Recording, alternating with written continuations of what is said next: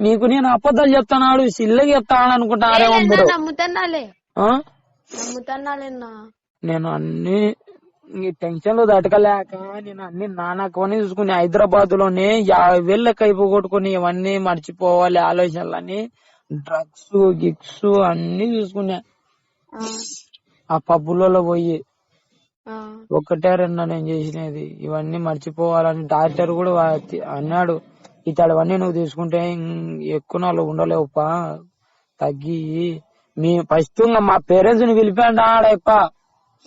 మీ అమ్మ మీ నాన్న పెద్దోళ్ళు ఉంటే పిలుచుకురాపని మా అమ్మ నాకు తెలిసే బాగున్నదని మా మేస్త్రి ఇంటలో హైదరాబాద్ లో ఆ ఎప్పటి వచ్చి సార్ మా బాబాయ్ సార్ ఆఖరికి మా అమ్మ నాన్న కూడా చచ్చిపోయినారని చెప్పిన నేను.